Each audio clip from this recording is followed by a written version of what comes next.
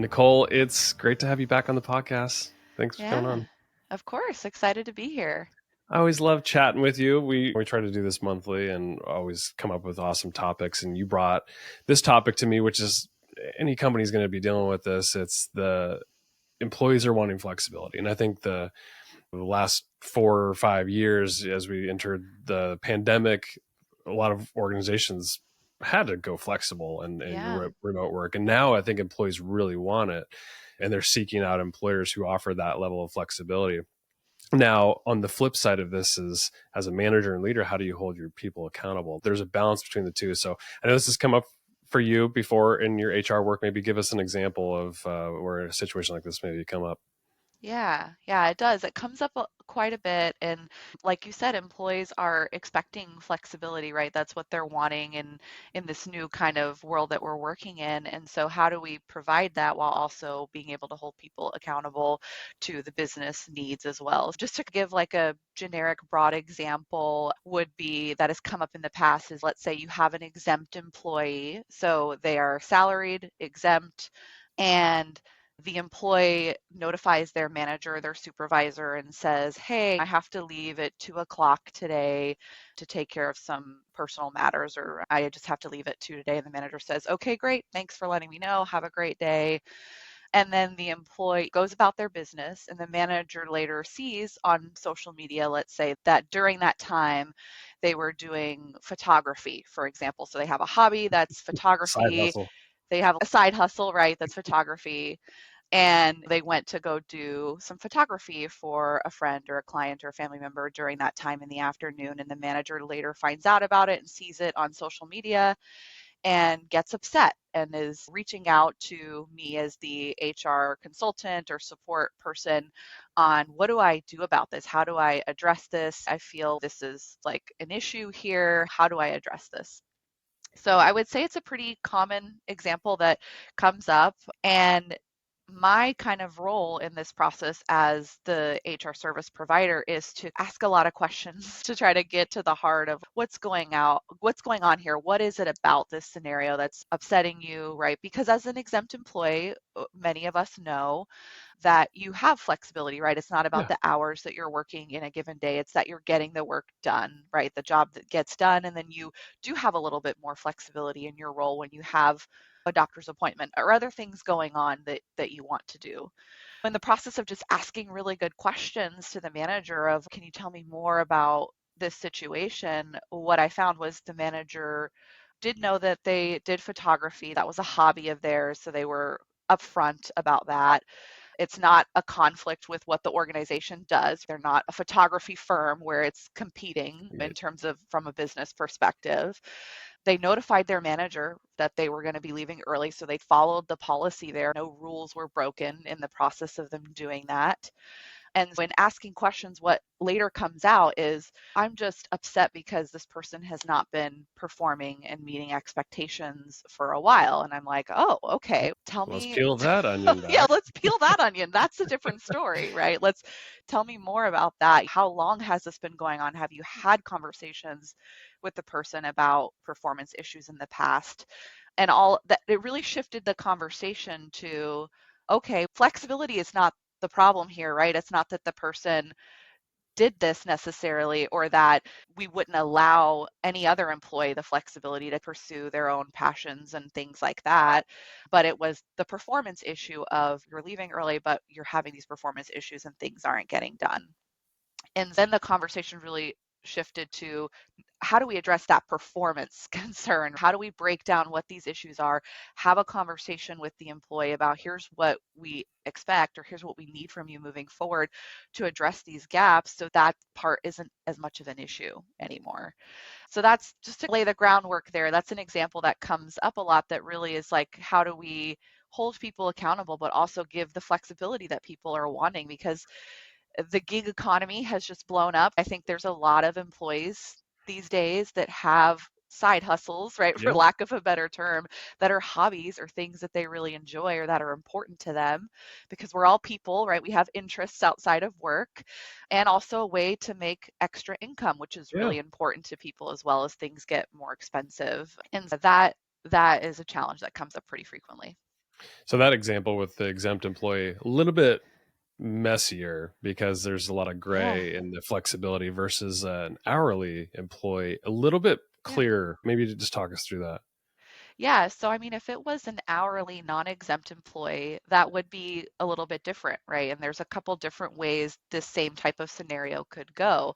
Some questions I might have was, did the employee ask to leave early and did they clock out, right? Did they say, I'm leaving at 2 o'clock, I'm clocking out, I'm using my PTO, right, for the rest of the day, that type of thing, right? They can do whatever they want on their own time on PTO if they're not getting paid by the organization. If they didn't clock out, if That's a they whole maybe different didn't story. tell their manager that they were going to be doing this and they were just, I'm going to sneak out away from my desk, go do this thing and come back, and they were paid for a full work day. The manager sees this on social media or notices that this happened and they were doing other business or things on work time and not performing any work, then that's more of a disciplinary issue, right? Is we want to give people flexibility and we can by saying absolutely leave early, use your PTO, utilize like these resources that are available to you so you can have a good work-life balance or explore these passions that you have. But you can't when you're an hourly employee on work time, right? When you're getting paid Right. to perform work for the organization. So that would be definitely handled a little bit differently.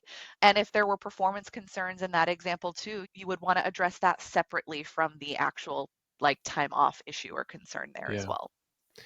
So as we know, like employees really want the flexibility. I want it. You want it. Yeah. I think this is common because you need work to be able to fit in with your life as well. We got hobbies. I've got kids. You're about to have a kid. Yeah. Life just sometimes will Throw things get in at the you. way. Yeah. Yeah. Or you might want to do a photography gig, whatever it may be. Yeah. So if we know that employees want flexibility, what strategies can managers do to have that maybe upfront conversation around performance and the fact that you get some flexibility too? Yeah.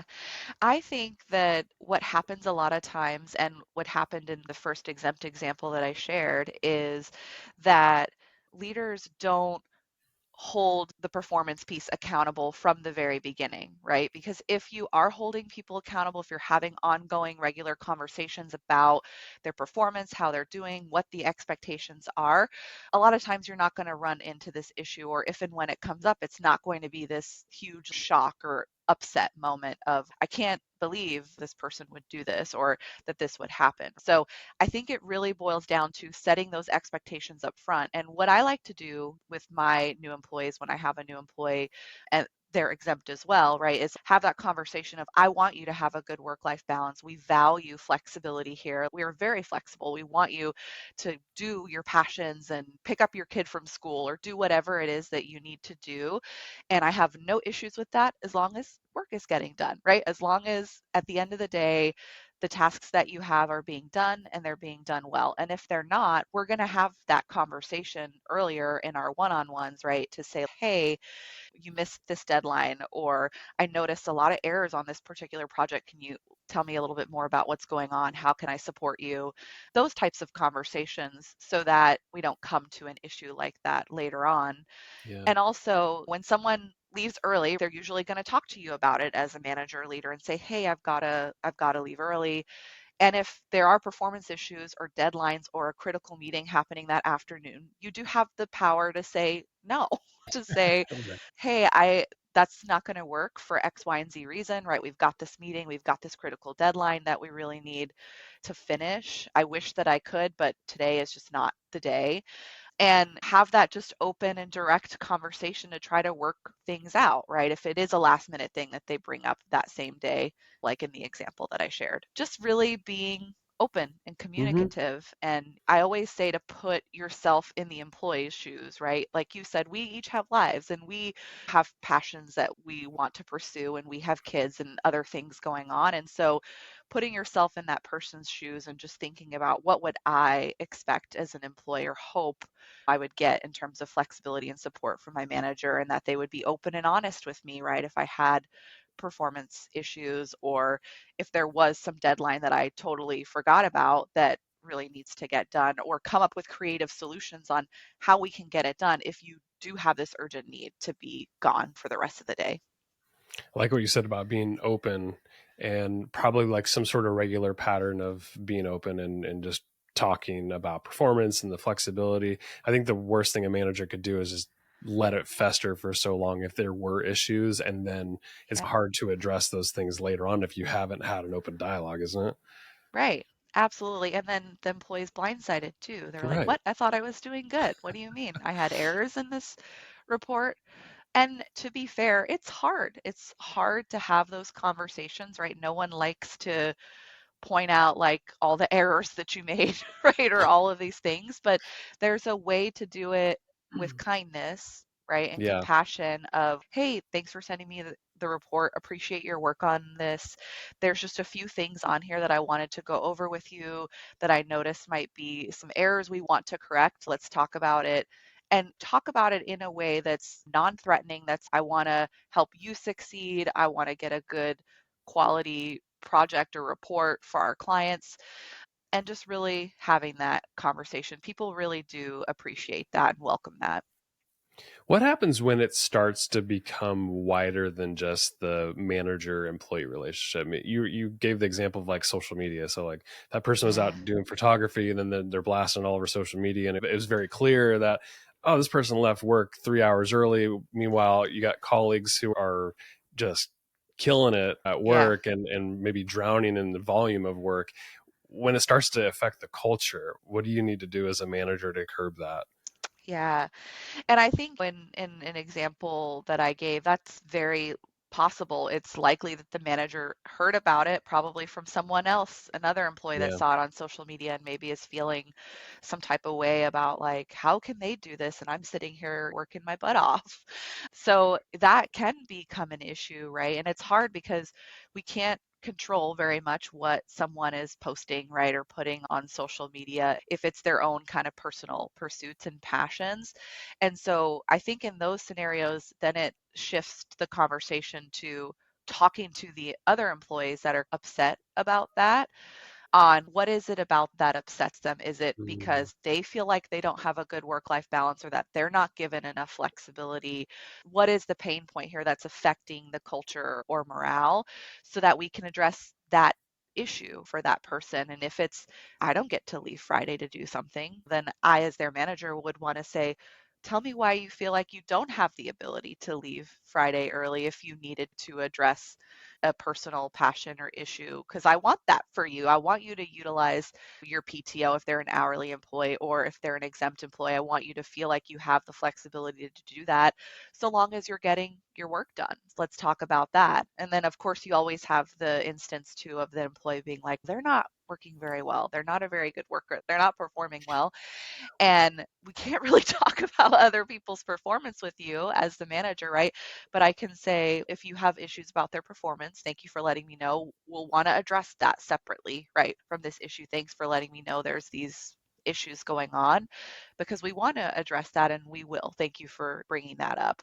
And then shifting the conversation to, now let's focus on you, right? Let's keep the conversation yeah. focused on you and how you feel and how, what I need to do to support you so you're not feeling this way anymore.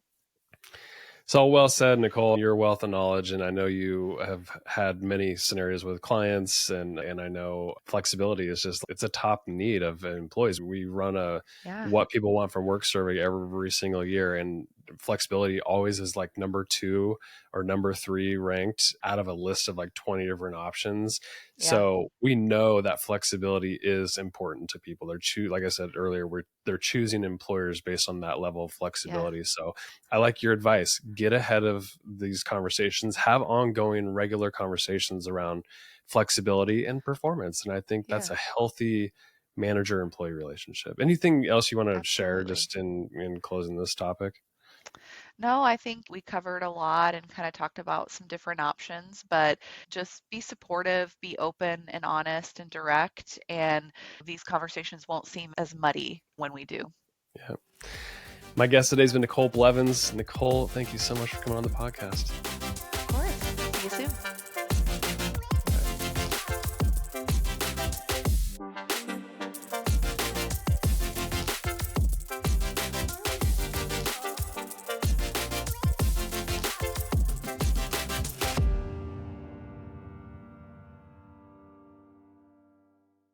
Hey, thanks so much for tuning in for today's episode of Transform Your Workplace.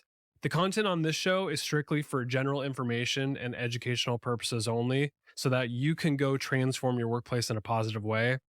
The views, thoughts, and opinions expressed on the show are the guest's own and don't represent the views, thoughts, and opinions of either Xenium HR, the sponsor of the show, or me, the host, Brandon Laws. Additionally, Xenium HR or myself, Brandon Laws, doesn't endorse any guest, their business, or any organization they represent, so discretion is advised. We encourage you to work with a trusted advisor to find a custom approach that fits your organization's needs. Thanks for tuning in to today's episode.